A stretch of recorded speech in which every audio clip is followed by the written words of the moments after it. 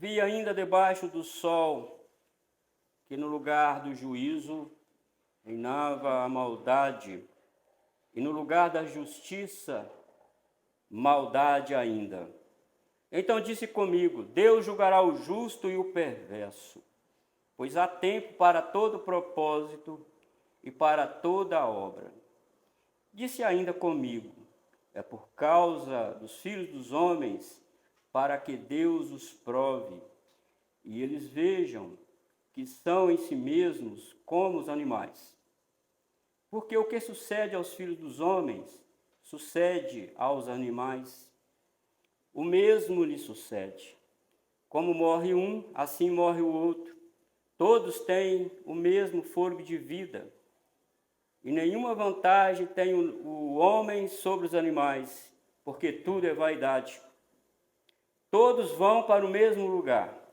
Todos procedem do pó, e ao pó tornarão. Quem sabe se o fôlego de vida dos filhos dos homens se dirige para cima e dos animais para baixo, para a terra? Pelo que vi, não haver coisa melhor do que alegrar-se o homem nas suas obras, porque essa é a sua recompensa. Quem o fará voltar para ver o que será depois dele?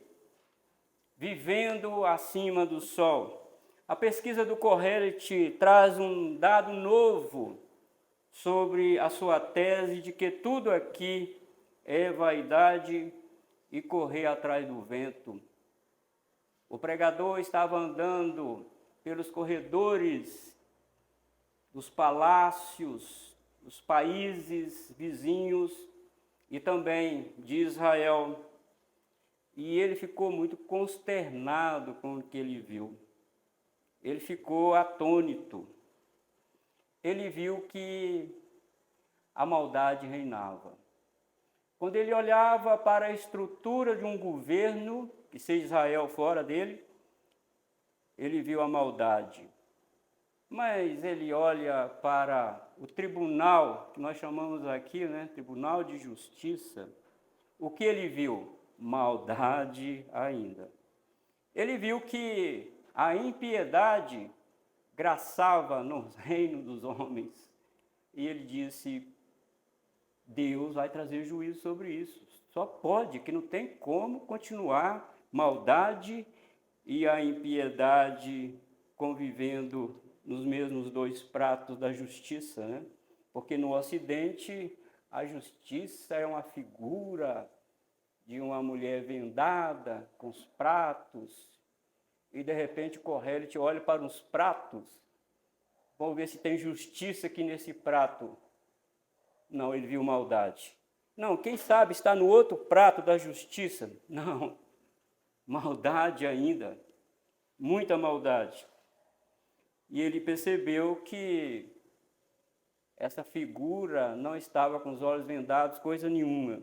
Havia maldade deliberada, maldade bem programada. Mas por que acontecia maldade? O dinheiro e a busca pelo poder abrem o esgoto da injustiça nos corações dos homens. Nos tempos do profeta Samuel, há uma triste constatação sobre os seus filhos, porque os filhos de Samuel, como juízes que eram, deveriam prezar pela lei e pela justiça. Mas o que lemos em 1 Samuel capítulo 8, versículo 3, é uma nota muito triste. Samuel, um grande pai, um grande juiz de Israel, um grande sacerdote, um grande profeta, esperávamos que os seus filhos enveredassem pelo seu mesmo caminho e tivessem imputado sobre a vida deles o mesmo caráter que havia na vida de Samuel. Mas o que lemos lá em 1 Samuel capítulo 8, versículo 3, porém, é uma adversativa, Seus filhos não andaram nos caminhos dele, antes se inclinaram à avareza e aceitaram o suborno e perverteram o direito. Verter, pegar o direito e virar de cabeça para baixo, perverter o direito. Eles não eram para fazer isso. Mas o que é suborno, dentro da língua hebraica, suborno é um presente, ou até mesmo dinheiro, que as pessoas davam ao juiz ou um político para obter favores, para ser favorável ali a eles, né? Mas Deus, irmão, já tinha bradado lá atrás, quando Israel estava caminhando na sua peregrinação, em Deuteronômio capítulo 27, versículo 25, Deus disse que se torna maldito aquele que aceitar suborno para matar inocentes. Quando a justiça é comprada, o pobre e o inocente são prejudicados e até morrem. O próprio Salomão diz em Provérbios 17 e 23 que o perverso aceita suborno secretamente para perverter as veredas da justiça. E Deus levanta profetas para confrontar, para ensinar, para dirigir, para trazer o povo da aliança ao direito. E Deus tinha um cuidado muito especial com as viúvas, com as crianças, com o estrangeiro e com o órfão. Deus tinha um cuidado muito especial. E Deus levantou o profeta Amós, profeta Isaías, profeta Miqueias e o profeta Abacuque. Abacuque diz que na sua época tinha tanta violência, tanta compra de direito, que ele falou: Deus, o Senhor não está vendo o que está acontecendo aqui em Israel? Olha o que eles estão fazendo, Senhor. E Deus disse: olha, eu vou dar um jeito nisso. E Deus levanta os próprios babilônicos, caldeus, para punir o povo de Israel. E Abacuque disse: Senhor, eu esperava que o Senhor usasse o povo nosso aqui mesmo. O Senhor usou uma nação mais ímpia do que Israel para fazer isso. Agora você não vai entender, Abacuque. Você vai entender depois. Amados irmãos, o mundo é contaminado com a injustiça, com a impiedade. O que o Corrélio vê aqui, nas suas andanças e nas suas pesquisas, em todo segmento do governo daquela época, e não é diferente hoje, todo segmento estava contaminado com a impiedade, com a injustiça e com a maldade. Que triste constatação. 700 anos antes de Jesus vir, Deus levantou o profeta Isaías para falar também sobre isso. Isaías capítulo 5, versículo 23 diz: os quais por suborno justificam o perverso e ao justo negam justiça. E mas que esse cenário, irmão, como nós vamos ver dentro desse cenário de vaidades aqui debaixo do sol? Como que nós conseguimos respirar nesse cenário? O Corrélio diz que Deus tem uma providência justiceira para governar o mundo. Ele vê tudo e a todos e vai tomar uma providência. Por isso, irmãos, nossa proposição hoje é: Deus usa o tempo para estabelecer sua providência no mundo. E ele usa o tempo aqui para 3 propósitos. Primeiro propósito está no versículo 16 e 17. Para corrigir as injustiças dos homens. Vi ainda debaixo do sol que no lugar do juiz reinava a maldade. Na esperança de encontrar a justiça no tribunal denominado de justiça, o que ele encontrou? Maldade ainda. O Corrélio está nos mostrando, irmãos, um quadro aterrador, um quadro desanimador. E a palavra maldade aqui no texto do hebraico não é uma prática involuntária. Oh, pratiquei maldade, que me perdoe por ter praticado isso. Não, é uma prática deliberada. É uma prática aqui deliberada. Aqui é um ato de violência para matar inocentes. Imagina um tribunal, irmãos, de justiça que deve prezar-se pela aplicação de uma lei justa, aplica a violência. Imagina um tribunal de justiça autorizar uma violência física contra um bebê inocente no ventre da mãe. Esse bebê ser machucado, ter o seu corpo dilacerado, sofrendo uma ferramenta pontiaguda no seu corpo, Imagina uma coisa dessa. Ou ele recebendo um produto que dissolve o seu corpo, Tribunal de Justiça autorizar isso.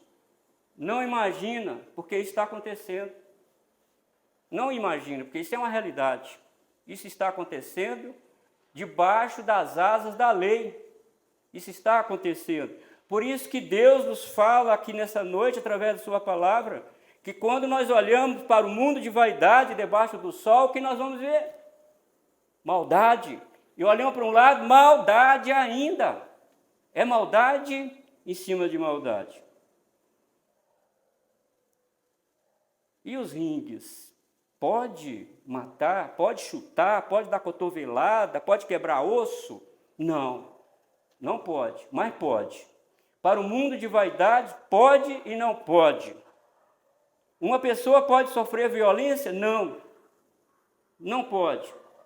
Não pode se tal prática não envolver dinheiro, porque nessas lutas dentro dos ringues, o que eles chamam de esporte, uma pessoa pode dar soco, chutar, dar cotovelada, usar o joelho, e sangue é derramado no ringue, e muitas vezes ossos são quebrados, e tudo isso é transmitido pela televisão, que vai ganhar rios de dinheiro com isso.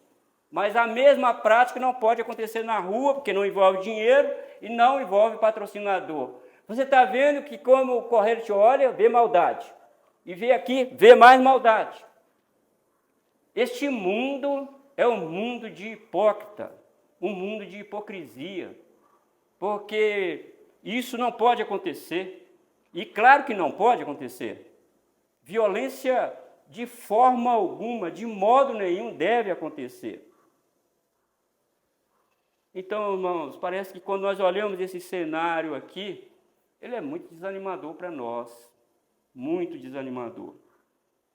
E o verso 16 deixa o nosso coração em grande agonia, em grande perturbação, porque nós não vemos a retidão. O que manda nos tribunais, claro que tem suas exceções, é o dinheiro, é o poder, isso manda. O que manda nos tribunais, o que a lei talvez permite, estou dizendo só no Brasil, né, que essas lutas aí, isso é mundial, não pode chutar ninguém, não pode fazer isso, mas pode, é claro que pode, pode e não pode. Tem dinheiro? Tem alguém patrocinando? Como é que é o nome disso? Esporte? Então pode fazer. E nós vamos concordar com isso? Você assiste essas lutas?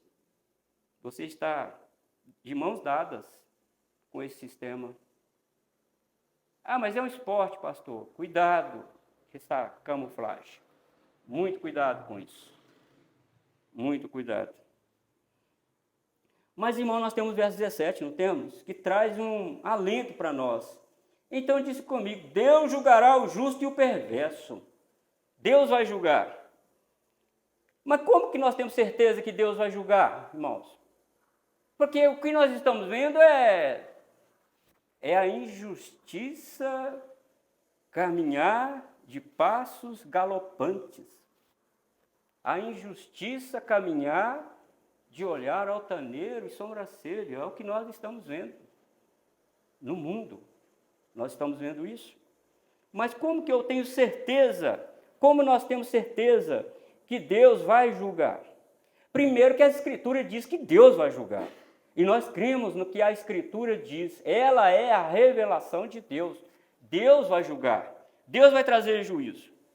Mas Deus mostrou no passado que Ele não está de brincadeira com essas coisas.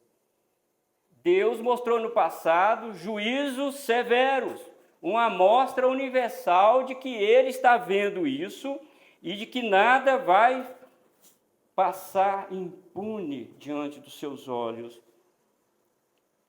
Gênesis capítulo 6, versículo 5, diz que Deus viu a maldade do coração do homem, que estava se multiplicando sobre a terra continuamente. E quando Deus olha e vê que a maldade do coração do homem estava se multiplicando continuadamente, Ele tomou 3 medidas graciosas, que eu posso chamar aqui, medidas graciosas, Se você ler Gênesis capítulo 6 até o capítulo 9, você vai ver essas 3 medidas graciosas de Deus para frear o esgoto do coração humano, para conter a maldade do coração humano. E a primeira medida graciosa de Deus é a redução drástica da idade do homem sobre a terra. Gênesis capítulo 6, versículo 3, diz que Deus reduziu para 120 anos a idade do ser humano. Antes o homem vivia 900 anos, 800, 1000, quase 1000 na verdade, né? E Deus diminui para 120 anos. Foi uma medida e tanto de Deus. Imagina um homem maldoso viver 900 anos praticando maldade. E Deus diz, agora os dias dos homens serão 120 anos. E na peregrinação do deserto, Deus reduziu ainda mais, em uma amostra proporcional, diz o Salmo de Moisés, que Deus colocou a medida de vida do homem numa amostra proporcional, não é exata, de 70 a 80 anos, reduziu ainda mais. Esta foi uma medida graciosa de Deus para conter a maldade no coração do homem. Mas a segunda medida graciosa que Deus tomou foi o dilúvio. Ele viu que a maldade tinha ganhado proporções nunca vistas antes. E ele chamou Noé de faz uma arca que eu vou destruir. Deus deu uma amostra universal. Não brinque, não sejam maldosos, não sejam injustos, porque eu vou punir, eu vou trazer juízo. E ele trouxe juízo universal. Ele acabou com aquela geração antediluviana. Isso é só uma história? Não. Isso tem um teor teológico muito grande para nós. É Deus colocando uma faixa, eu sou Deus do juízo. Eu vou fazer isso. De novo. Não com água. Eu vou destruir os maldosos. Vou fazer isso. E a terceira medida graciosa, Deus colocou leis severas para proteger a vida humana. Gênesis capítulo 9, versículo 6 diz, se alguém derramar o sangue do homem, pelo homem se derramará o seu. Aqui é um aviso, irmãos, para todos os governos, magistrados civis, que eles devem colocar leis severas para conter o mal. Não se contém o mal com falácia, com vocabulário rebuscado. É leis que pune de fato o perverso, que puna de fato o corrupto e que de fato aplica a lei independentemente. E ele mostrou aqui, quem derramar o sangue morre. Faz isso não. Faz isso não. Aqui Deus diz para todos os governantes, você quer conter o mal no seu país? Quer conter o mal em todos os recantos da sociedade? Façam leis que de fato funcionam e que puna o culpado. Porque o próprio Deus diz, olha, eu não tenho culpado por inocente, mas também não tenho inocente como culpado. É isso, irmãos, que nós temos visto aqui. E Deus aqui fala para nós no versículo 17, através do Corrélite, Deus julgará o justo e o perverso. Pois há tempo para todo propósito, para toda obra. Ele vai julgar. Mas aí, irmãos, parece que é tudo parado, né? Parece que nós estamos vendo julgamento. Claro que, vez por outra, a gente vê isso, julgamento de Deus sobre determinados, inclusive artistas imorais, né? Aí, nós temos visto aí julgamento de Deus, até mesmo políticos imorais e corruptos, nós estamos vendo isso, mas até isso, irmãos, até chegar esse tempo, porque ele designou o tempo que vai fazer isso, é certo que ele vai. Mas, irmãos, para nós, aqui, para o Corrélite, ele vai trazendo-nos uma informação linear. Deus usa o tempo, em segundo lugar, para revelar a verdadeira natureza do homem. Versículo 18 até o versículo 21. Aí você pode estar perguntando aí no seu coração, não seria melhor Deus vir com justiça e punir logo o perverso? Por que Deus dá tempo para o perverso praticar mais perversidade? Por que Deus faz isso? Por que o perverso galga posições que facilitam a ele praticar mais maldade e injustiça? Por que Deus dá poder ao corrupto? Por que Deus faz isso? Primeiramente, para revelar o nosso coração, para provar o nosso coração e para provar o coração do corrupto. Aqui, irmãos, está a sabedoria divina. Porque uma pessoa pode até se passar por bondosa por algum tempo, por santa por algum tempo, mas não todo o tempo. Chegará o tempo que seu verdadeiro caráter será revelado. Mesmo dentro da igreja, vai ser revelado. Alguém pode esconder o pecado por algum período, mas Deus usa o tempo sobre essa pessoa para revelar o seu pecado. O que ele disse lá atrás para Caim, ele continua falando aos nossos ouvidos. Ele falou para Caim, o teu pecado te achará. E ele usa o tempo para isso. Então ninguém esconde de Deus, e Deus é justiceiro. Então por que Deus dá ainda tempo para o perverso? Talvez se alguém cometesse maldade, os filósofos do mundo secular, aqueles que estão envolvidos pelo mundo da vaidade, diria, para que punir desta forma? Todo mundo erra. Talvez alguém falaria isso. Mas quando Deus dá tempo para a pessoa mostrar o esgoto do coração, para mostrar como que ele é fedido moralmente, eticamente, espiritualmente, aí as pessoas dizem, de fato, Deus tem razão. Porque o Correio diz aqui, para que Deus os prove. E ele usa o tempo para provar. Deus já sabe, mas eu não sei. Deus usa o tempo, Deus dá poder para provar para o corrupto que ele de fato é corrupto, que ele de fato é maldoso. E em segundo lugar, para provar que esse homem é como os animais. Esse homem que não tem Deus, esse homem que vive no mundo de vaidade, de futilidade, que leva uma vida fugaz, ele é como os animais. Ele tem uma natureza bestial dentro dele. Ele é maldoso. Embora o seu discurso seja rebuscado, embora o seu discurso seja diplomático, mas lá dentro dele não é nada disso. E Deus usa o tempo e mostra a todos, esse é o fulano de tal. Este aí é o fulano de tal. Você está entendendo, irmão? Como que Deus usa a sabedoria, usa o tempo para fazer isso? Deus faz isso.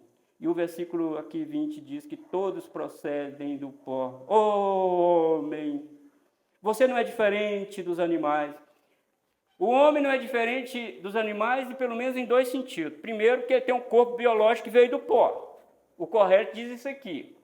E segundo, que tem o mesmo destino. Homens e animais vão para o pó de novo. Há uma tribo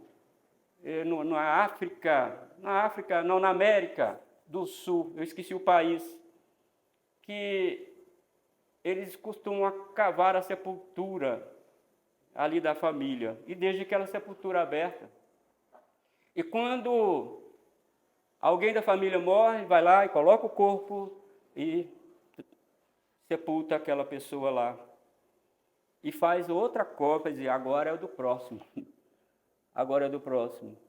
Essa é uma grande amostra da sabedoria popular, e o Correio aqui alinha isso, dizendo que quando você vir um animal morto aí no chão, ou às vezes uma pessoa maldosa passar com o carro em cima de um animal, se ele pode frear o carro, maldosamente ele fizer isso, não se esqueça que você é igual a ele. Olhe para o animal estilhaçado e vê você aí. Veja você aí. Veja como você é maldoso. Veja como você é mau. Veja isso aí. E olhe o seu destino também.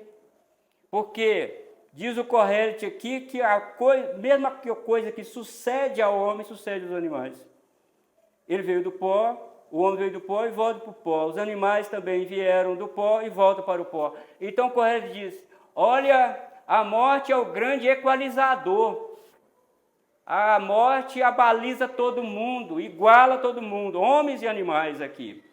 Paulo não se esqueça, Deus usa o tempo para provar quem é o homem. Deus usa o tempo para mostrar que há sim pecado dentro do nosso coração. Não é, irmãos? E temos o versículo 21 aí.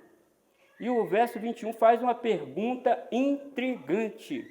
Quem sabe se o fôlego de vida dos filhos dos homens se dirige para cima e o dos animais para baixo, para a terra? Eu estava olhando uma tradução melhor aqui do hebraico. Eu concordei com essa tradução. Não fui eu que fiz essa tradução, deixa aqui registrado. Essa tradução diz o seguinte: quem consegue ver o espírito do homem subindo e o espírito dos animais descendo para a terra? Nós somos tão vaidade, não conhecemos nada, que quando alguém morre perto de nós, nós não conseguimos ver o espírito subindo. Mas se um animal morrer perto de nós, também nós não conseguimos ver o espírito do animal descendo. De tão vaidade que nós somos. De tanto iguais aos animais que nós somos. Mas é para quem Correto está falando isso aqui, irmãos? Para aqueles que vivem debaixo do sol. Nós não. Nós vivemos acima do sol. A nossa visão é mais ampliada, porque nós temos a revelação das Escrituras Sagradas. Mas alguns comentaristas dizem que o Correto aqui ele estava em dúvida se há vida após a morte. Não, ele não está em dúvida aqui. Porque se ele tivesse em dúvida, ele não tinha escrito capítulo 12, versículo 7, onde ele diz que o homem volta ao pó que o deu e o espírito volta a Deus. Então ele não está em dúvida aqui, ele está mostrando que a vida de vaidade aqui da sua tese é de que a vida de vaidade aqui é tão fugaz, tão vapor, tão fumaça, que nós às vezes, em certo sentido, somos comparados aos animais.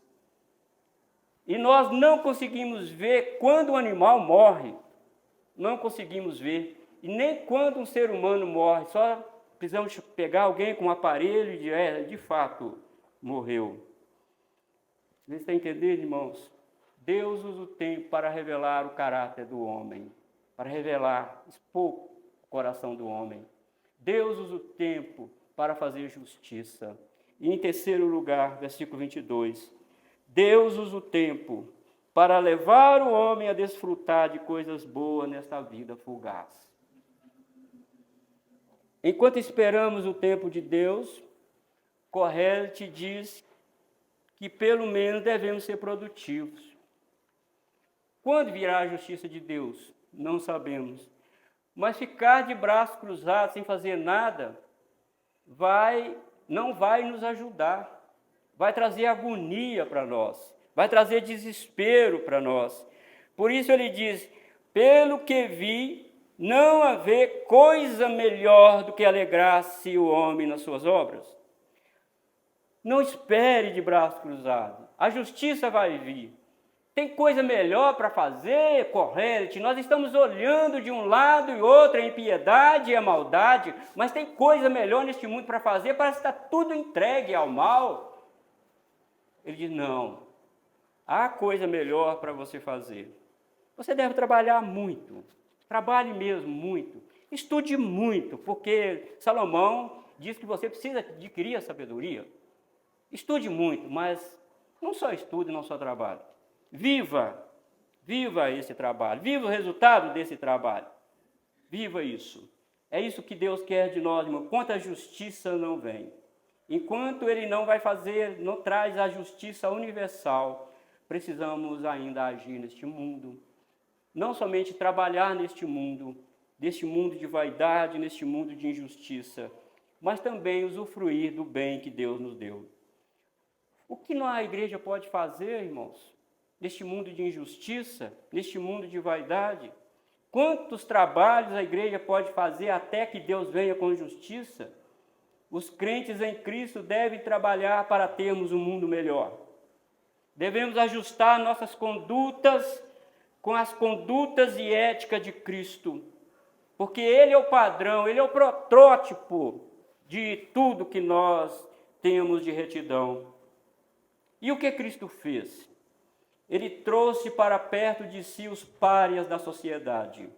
E ao mesmo tempo que ele traz para perto de si os párias da sociedade, ele confronta veementemente as autoridades religiosas e hipócritas da sua época.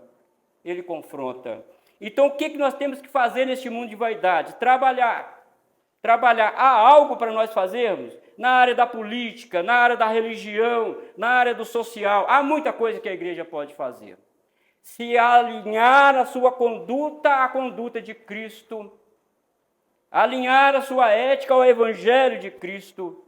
O padrão é a espinha dorsal do Evangelho de Cristo. Temos que aproximar nossas condutas ao Evangelho de Cristo. Temos que nos aproximar.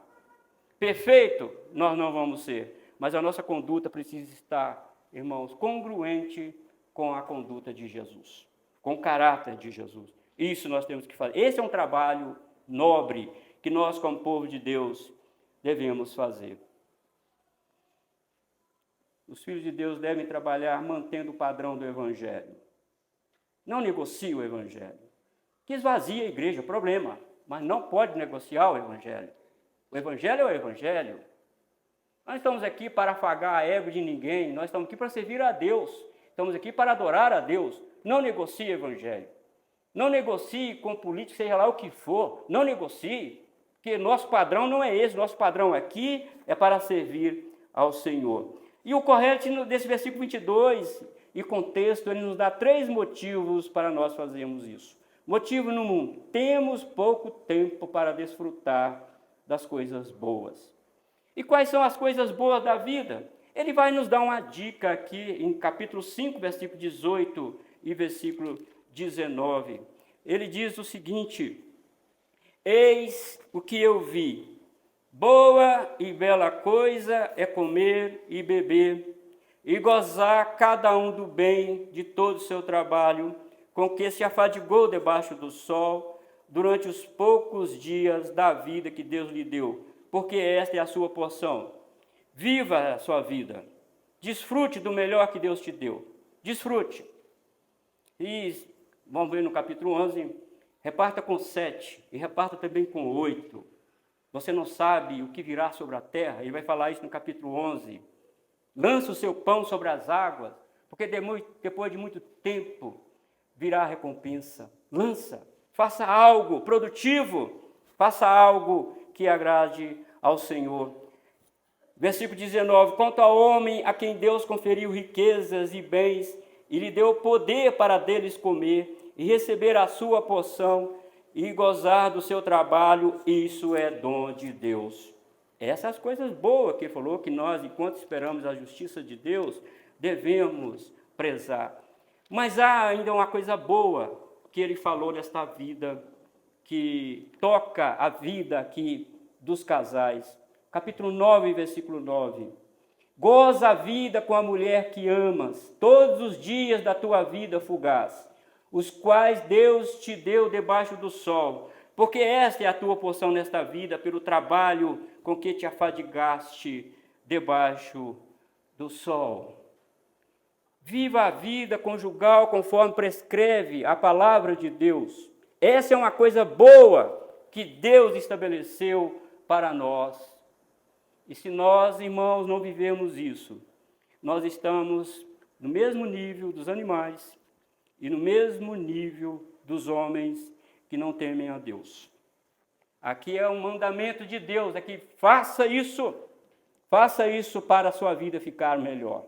Enquanto nós somos atacados pela aflição da vida, que já é muita aflição na alma, aflição no corpo, aflição na mente, o emocional, é muita aflição. Então a gente precisa desacelerar isso e viver a vida com Deus. Aqui, irmãos, o Corrélio diz o segundo motivo. O segundo motivo é porque nós não vamos ver, depois que nós partirmos daqui, o que está acontecendo na terra. Ele falou isso no versículo 22, no capítulo, nós estamos lendo, capítulo 3, versículo 22. Quem fará voltar para ver o que será depois dele? Quem fará voltar? Por quê? Nós não vamos saber quando nós morrermos se o nosso cônjuge casou de novo ou não. Então, aproveite a vida com seu cônjuge. Nós não vamos saber se nossos filhos estão fazendo bom uso do patrimônio que deixamos para ele. Nós não vamos saber. Nós não vamos saber se eles estão andando nos caminhos do Senhor. Nós não já estamos mais aqui neste mundo. Nós não vamos saber com quem eles se casaram e como estão vivendo. Nós não vamos saber. O tempo que Deus nos deu, viva esse tempo. Porque isto é a vontade de Deus. Isto ameniza a nossa ânsia. Isso ameniza a nossa dor, não é, irmãos? Isso traz conforto para nós, quando nós olhamos, irmãos, para aquilo que Deus nos dá. E o motivo número 3, temos uma única porção. Enquanto aguardamos isso, o que sobra do mundo, de tanta injustiça, de tanta maldade, é trabalhar e viver bem deste trabalho. É isso, irmãos, que a sabedoria divina nos orienta aqui nessa noite para vivermos melhor um mundo de vaidades. E nunca se esqueça que quem está sentado no trono é Jesus. E ele diz, Paulo diz lá em 1 Coríntios capítulo 15, que ele colocou todos os inimigos debaixo dos seus pés. E o único inimigo a ser vencido é a morte. Mas ele já venceu a morte de uma forma cabal, mas está esperando o tempo passar para dar já a cajada final na morte e ressuscitar aqueles que morreram com Cristo. Enquanto a justiça de Deus não vem, não olhe para a horizontalidade, olhe para Deus, olhe para Jesus, olhe para aquilo que Jesus ensinou, olhe para aquilo que as Santas Escrituras ensinam, olhe, viva a vida feliz aqui, apesar das injustiças e apesar das dificuldades, viva alegremente, porque você tem um rei que cuida de você, um juiz que vai fazer justiça, é claro que ele vai fazer. Mas o que esse texto, irmãos, tem para nós aqui no século 21? Né? Qual é a aplicação que nós temos aqui? Mesmo que o mundo seja injusto, irmão, todavia Jesus disse que os verdadeiros filhos do reino, aqueles que vivem acima do sol, procuram viver de maneira que lhe agrada. No Sermão da Montanha, Jesus diz, bem-aventurados que têm fome e sede de justiça, porque serão fartos. A única maneira de acharmos sentido no mundo de injustiça e de impiedade é expressando o mesmo caráter de Deus, desejar justiça e lutar por ela. Essas coisas identificam os verdadeiros filhos de Deus. Porque há pessoas que se dizem filhos de Deus e são parciais na justiça. Quer que a justiça se aplique a um e não se aplique a outro. Isso não é caráter de crente. Caráter de quem vive acima do sol. Quem vive acima do sol quer que a justiça permaneça, inclusive contra ele, se caso houver necessidade. O Correio te diz que no sentido biológico e de destino somos como os animais. Parece que isso traz uma desesperança para nós. Desesperança para aqueles que vivem debaixo do sol apenas. Apenas. Mas, irmãos, a palavra de Deus garante que quando o Filho de Deus morre, há uma casa melhor e eterna no céu. Segundo os Coríntios, capítulo 5, versículo 1 diz, sabemos, pois, que se a nossa casa terrestre deste tabernáculo, ou seja, o nosso corpo, se desfizer, temos da parte de Deus um edifício, casa não feita por mãos, eterna nos céus. Aqui nós passamos acima dos animais. O crente em Cristo está muito acima dos animais. Mesmo que morramos como eles, mesmo que soframos também as mesmas injustiças e maldades dos homens, mas, irmãos, nós vamos ressuscitar com um corpo glorioso, igual, idêntico ao de Jesus Cristo. O nosso texto também diz que Deus julgará tanto o perverso como o justo. E é verdade, irmãos, que Eclesiastes não tem uma escatologia bem elaborada. Mas sabemos pelo Novo Testamento que todos vão comparecer perante o tribunal de Cristo. Ricos, pobres, qualquer idioma, língua, nação, todos vão comparecer diante do tribunal de Deus para dar conta das suas palavras, dos seus pensamentos ocultos, dos seus estratagemas, da injustiça, das mentiras proferidas. Todos vão dar conta diante de Deus. E não ficará nenhuma palavra falada, não ficará nenhuma atitude realizada sem que aquela pessoa dê conta diante do Senhor. Diz a Bíblia que toda palavra frívola que dissermos, daremos conta dela no dia do juízo. Por isso, há um Deus que vela por todas as coisas. Ele é o justiceiro. Ele vem com justiça. Por isso que a recomendação da Escritura é que façamos o bem àquelas pessoas que nos fazem mal. Porque fazendo assim, amontoaremos brasa viva sobre a nossa cabeça. Porque diz o Senhor, a mim pertence a vingança. Eu retribuirei, diz o Senhor. Se confiarmos nisso, se vivemos à luz disso, irmãos, nós vamos viver melhor aqui neste mundo de vaidade, de impiedade e também de injustiça. O justo vai ser julgado. A boa notícia, o justo já foi julgado. O justo já foi julgado.